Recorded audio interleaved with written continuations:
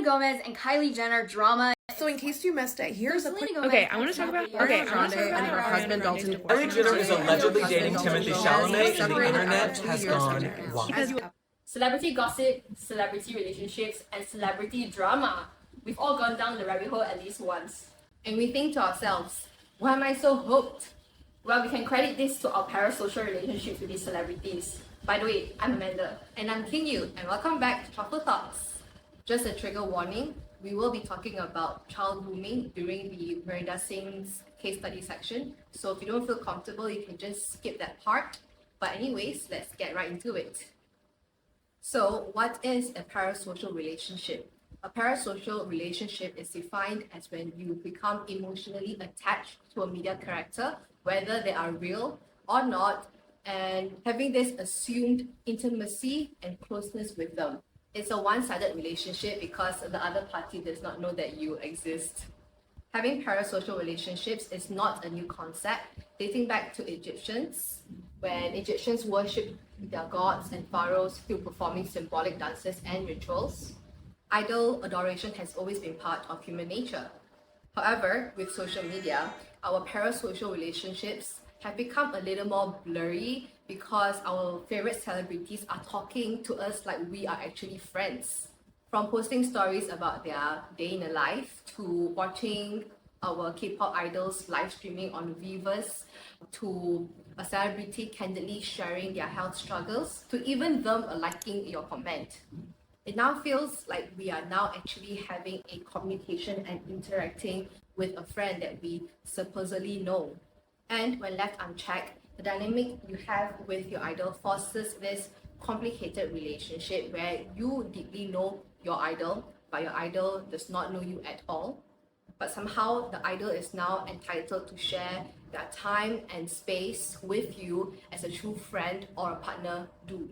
So when old tweets are resurfaced or your idol dates a person that you disapprove of as a person, it can feel like a betrayal because it contradicts all the values we've poured into them. As we thought we know them. And once the image is shattered, it's hard to reconcile them, and we may avoid or sever that relationship we have with the idol until they take accountability or apologize for it. So now we ask ourselves, are parasocial relationships healthy? So don't worry, the answer is yes, as long as you are consciously aware that it's a one-sided relationship and that boundary is not crossed. In an interview with Assistant Communication Professor, Natalie Pennington on Measurable explained there's an innate human need to belong and thus a need for connection, and when we don't have that, we'll seek it out. That could explain why I would spend countless hours watching BTS edits. Like, it started when I watched the James Corden Carpool Karaoke, and that it just spiraled from there. I spent hours. Like, I will wake up 2 hours earlier before I start work, and I'll stay up to 2 a.m. to watch all of their BTS runs, Bon Voyage they call it, and all the other episodes. Love it so much. I'm not a BTS fan, but yeah, I can see you're very passionate about BTS. Yeah. And if you're wondering if I still watch their videos for countless of hours, I don't anymore. I basically kind of stopped when the lockdown stopped. So I think it's because going out more, I have more physical, social interactions. It's not that I'm not a fan anymore, it's just that I don't spend so many hours watching them. I still get very happy when I see them. It's just things better control than spending hours watching them. Yeah. Do you want to say this? You have an account that you use to watch? Oh yeah, I have 2 TikTok accounts. One is just filled with BTS edits, and then the other one is I think everything else. But the account, because I've actually not used the account for so long, so now it's just random FYPs videos. Yeah, because I don't really watch BTS anymore. I mean, I still do occasionally, but Attack her! no, I'm still ARMY, guys. ARMY, I swear. 방탄소년단. Or maybe I'm just justifying my behavior.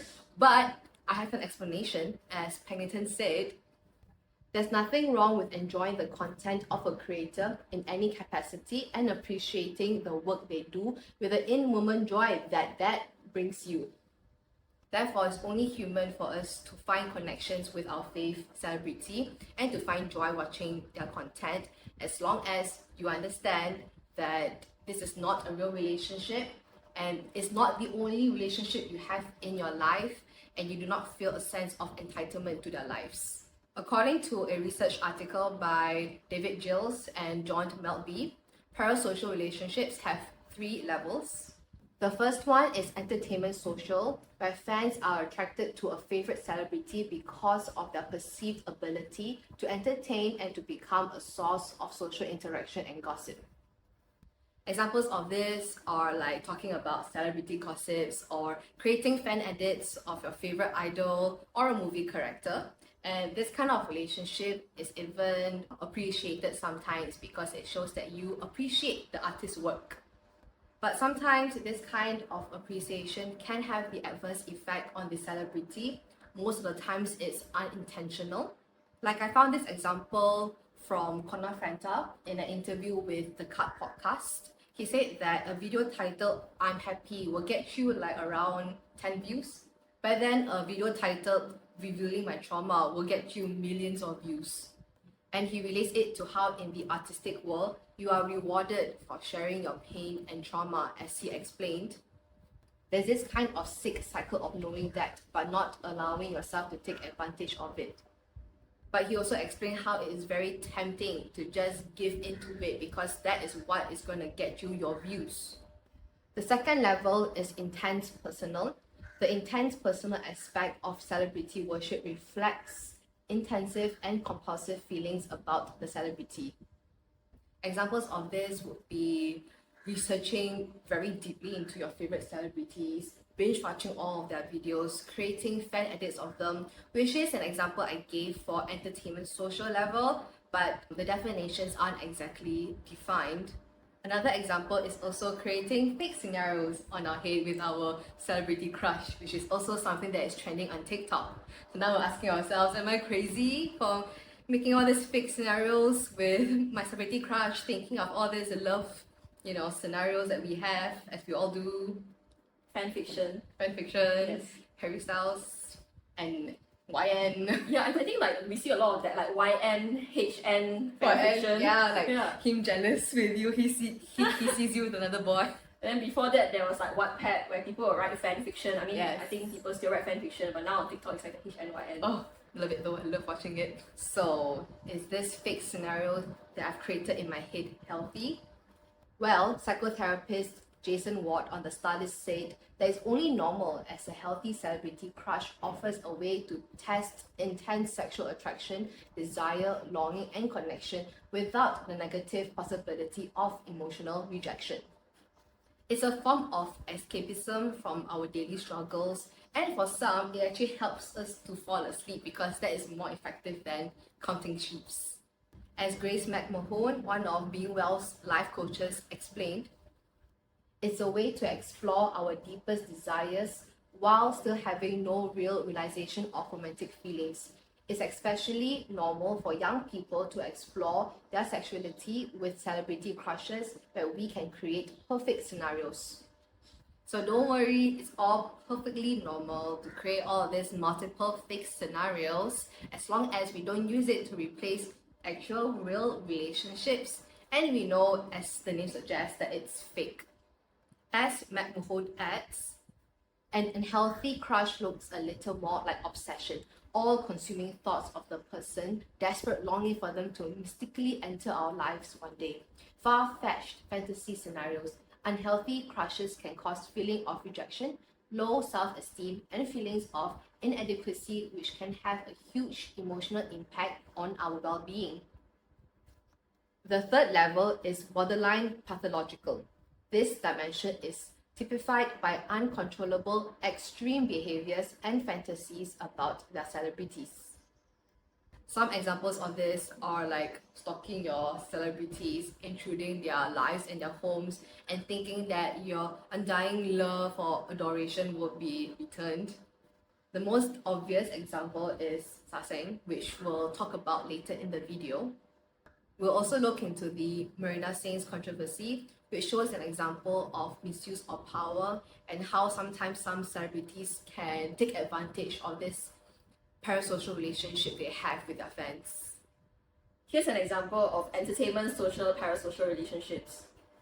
We all know about the Selena Gomez and Hailey Bieber drama, which picked up again, and Cosmo has this full timeline of that whole drama from this year. Like at the time we were filming, it's been updated up to June 13. I can't believe they have someone who like Updates. it. Imagine the handover process. Like what if that person leaves? Yeah, do they hand over the timeline? So I'll get into Cosmo's timeline in a little bit, but we have to go all the way back first to 2009.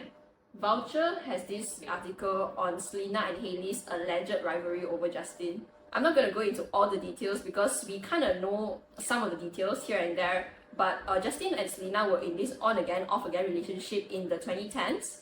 The media and a lot of the fans speculated that Hailey actually purposefully inserted herself into their relationship despite her tweeting that she's Team Selena, and later on coming out to say that she has no beef between the two of them and that she really likes Selena.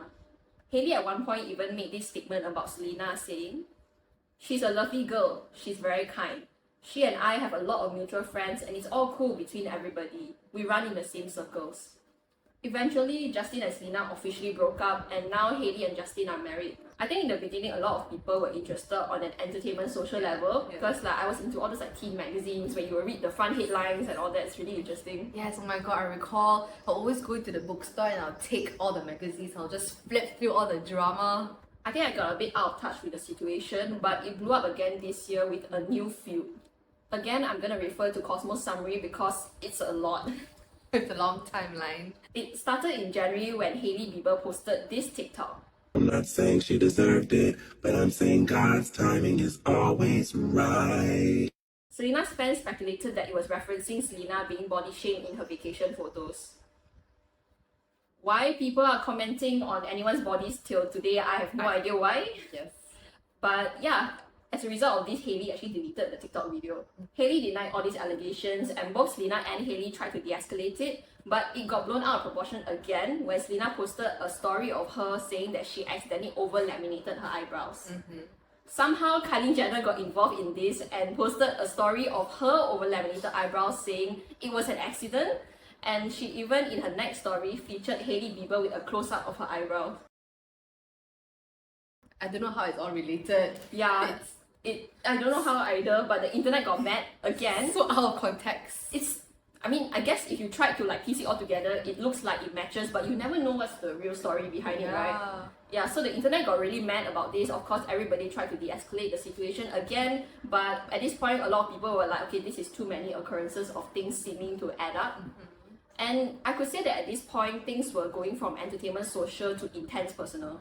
A lot of things happened in between, which I don't want to talk about, but Selena ended up taking a break from social media, and the Moi posted this video. Selena is majorly annoyed that this all spiraled like this because she feels like people are chalking up deleting her TikTok account to her overall mental health issues, and that's not it. A little bit after Selena returned to social media, she posted this statement saying, "Hailey Bieber reached out to me and let me know that she has been receiving death threats and such hateful negativity. This isn't what I stand for. No one should have to experience hate or bullying. I've always advocated for kindness and I really want this to stop." A few hours later, Hailey posted this statement saying, "I want to thank Selena for speaking out, as her and I have been discussing the last few weeks how to move past this ongoing narrative between her and I." Fast forward to June 13, Hailey posted another statement on her story with not much context, but some people speculate that it's related to Selena and Hailey's fans fighting again, especially because Hailey liked one of Selena's photos. Which, doesn't make sense. She liked the photo, so why is it a fight? yeah, what's wrong with liking someone's photo? Yeah, exactly. But Isn't it like an olive branch? Looks like they are being friends. yeah, they're being friends, so how is it like liking equals to fighting? There have been plenty of social commentaries on this whole situation, and this excerpt from the article pretty much sums up how I feel about this whole situation. These two women have both experienced love and heartbreak with the same man. This is not their fault. We need to stop pitting women against each other and creating a world where only one can succeed. You're allowed to be a fan of both women, you're allowed to feel indifferent about it too. But what we can't be doing is continuing to paint one out as a villain because we are unable to separate a theory or speculation from the information we are given from the direct source. Overall, this is what happens when a parasocial relationship goes from entertainment social to intense personal to borderline pathological. And I mean, the internet loves drama, don't we all? Like, we need something interesting in our lives, right? Tea. Yes, tea, sip all the tea we want. But to escalate it to the point of sending death threats to someone you don't even know, a lot of people actually send death threats to Hailey. Yeah. It's a bit much. It's a bit much. I mean, we're not in the situation, so we don't know the full story. Yeah. I think we should just let all this woman be. Let this narrative rest. Yes. It's been so long. I need a break, so here's a quick intermission. I don't want to talk about the Charles, Diana, Camilla, or Harry, Meghan, or Will, Kate, Rose situation. Like, I have no energy for this anymore. Gossip. I'm so tired. But I want to talk about the fun British royal family videos that we've been like consuming on TikTok. The reason why I even went down this rabbit hole was because after Queen Elizabeth passed away, RIP, I started binge watching The Crown, and of course TikTok gave me all these like The Crown addicts, right? Yes. But then they were like, oh, she's interested in the British royal family, so they started giving me actual British royal family edits. And I think it was also around the time where like King Charles' coronation happened, and recently like Trooping of the Colours also happened.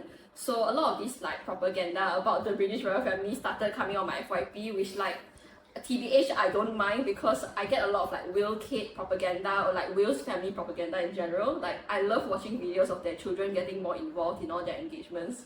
I also follow this one account that does a breakdown of all the royal family's fashion choices because they speculate that there are reasons behind everything they select, whether it be like the fit, the color, the style, and even the relation of their clothes as a whole for the whole group. So especially during King Charles' coronation, where they were talking about like, oh, what is Kate gonna wear? What is like Camilla gonna wear? That kind of thing. I think we definitely consume this on an entertainment social level. I'm pretty chill about all this. It's just so addictive. Celebrity family, celebrity life, celebrity drama. An example of borderline pathological is Sasaeng. Sasaeng is a K-pop fan who stalks or harasses their idols. These are fans who turn and behave in obsessive ways by evading their idols' time and space. In the K-pop community, we try not to associate Sasaeng with fans because they just taint the meaning of fans. So we don't call them Sasaeng fans, we just call them Sasaengs. You can't sit with us. You can't sit with us! No, you can't sit with us at all. Jail. You belong in jail. Just to share a few disturbing things that Sasaengs did. A Sasaeng tried to kidnap girls' generation Taeyeon on stage during a performance. Another one, Taeyeon, from 2 p.m. received a disturbing note that said, "You can't live without me," written in the Sasaeng's menstrual blood. A day in the life of a Sasaeng would look like this. They would attend a concert, follow the idol's car, sneak into their hotel, and steal their personal items to sell it online. Or they'll try to take personal, private photos of them or get their whereabouts, like their flight details, to sell them across social media or on fan sites. Most Sasaengs are reportedly quite well off, so that means that they have the resources to do their very obsessive, compulsive behavior. Like for example, there's this thing called Sasaeng taxis in Korea, where the Sasaeng, they will book a taxi for like $600, and the taxi's job is to follow the idols closely throughout the whole day.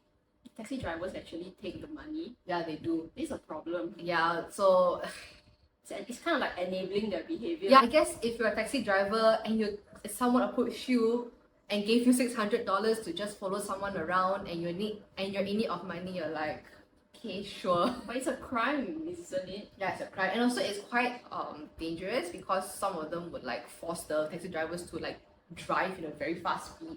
Another way a Sasaeng tries to get close to their idols is like they will try to get into the company by being hired into the company, because these people are actually quite well connected and well resourced people.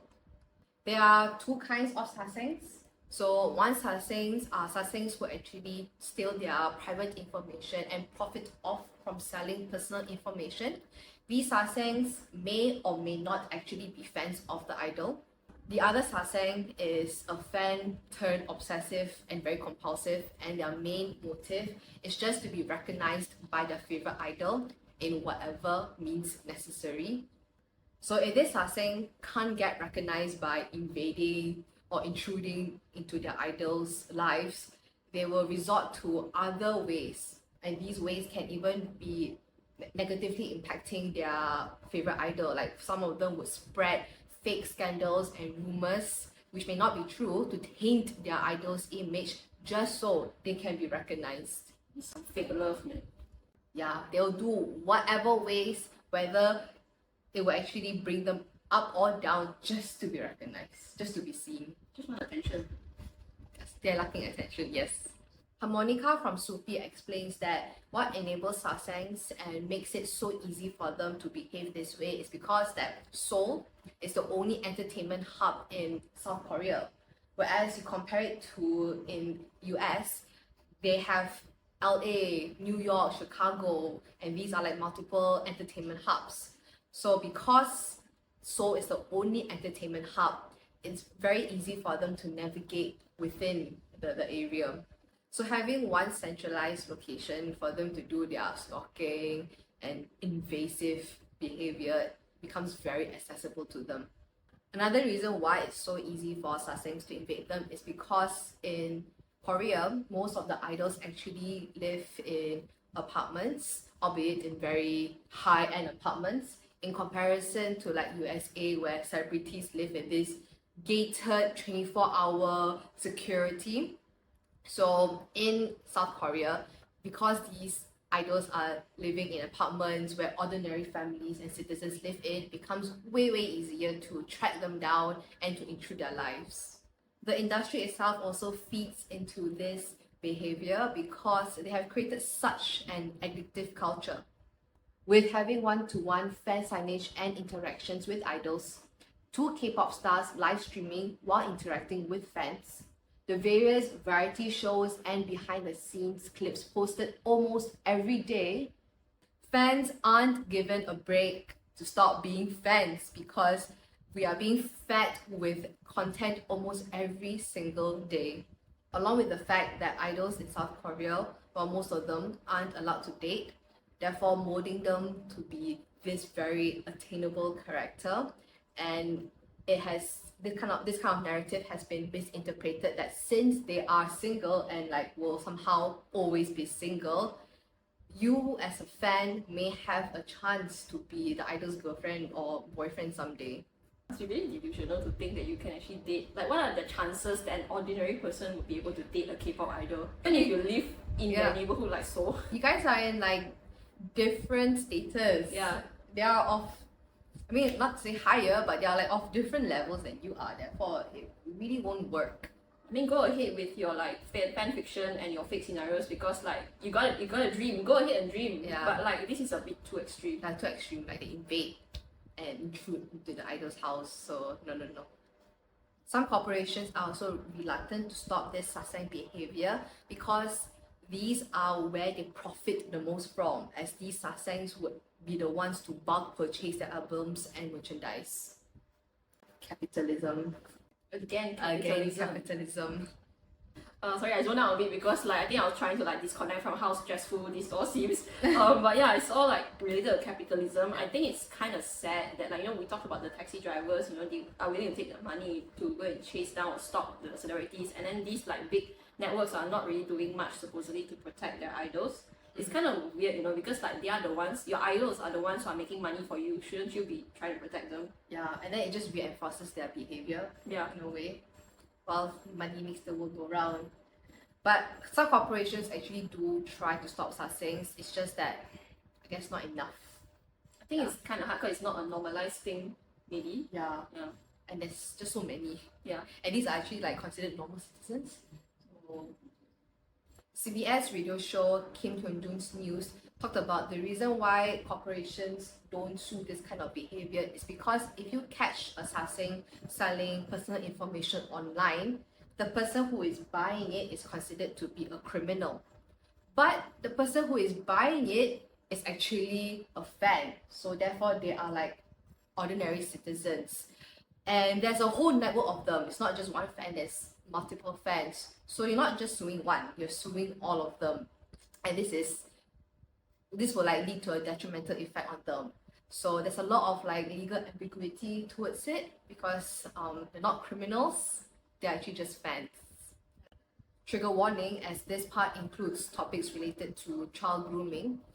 Colleen Ballinger, or famously known as Miranda Sings, was a very famous YouTuber around the 2010s, and she's very famous for posting funny, funny skits with very messily applied lipstick.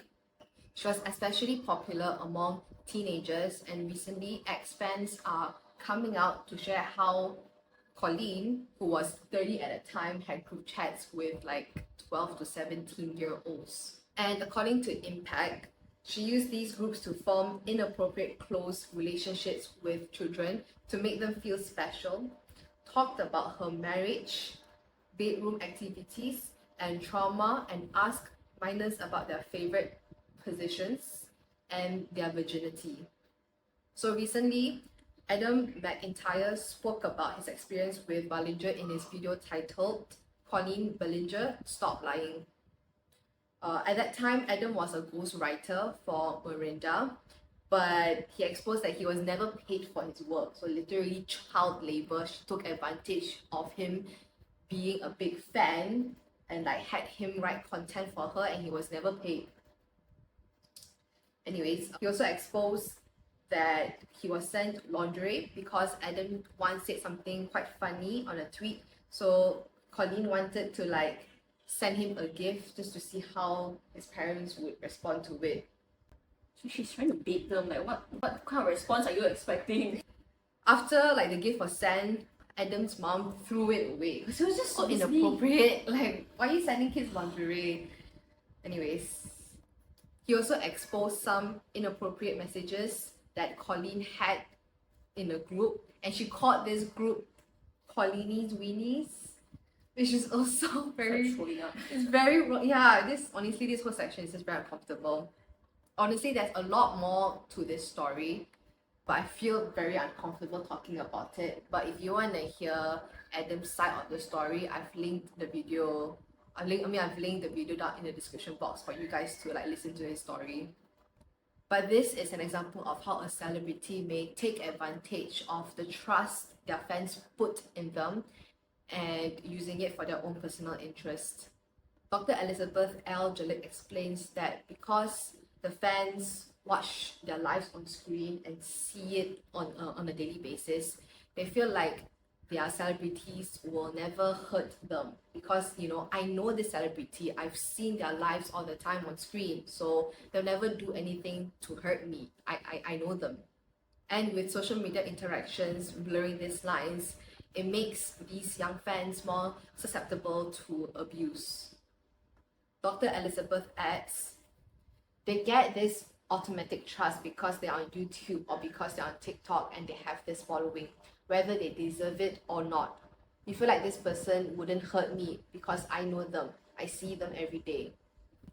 So today we talked about the impact of parasocial relationships and also explored some real life examples and also how sometimes celebrities can take advantage of this. I don't know about you, but I'm still going to be watching all these celebrity edits, but maybe as usual with the internet, we need to be mindful. Yeah, like nothing wrong, kids, you know, to watch your fave celebrity edits or to, you know, research more about them. Just know that it's not real. They don't know you. Don't cross that boundary. And that's all for today's episode. Follow us on Spotify and subscribe to our YouTube channel, Truffle Thoughts, where we will post every 2 weeks. We're also on TikTok and Instagram at Truffle Thoughts. Thanks so much for listening or watching us, and we'll see you guys in 2 weeks. Come for the truffle, stay for the thoughts. Bye!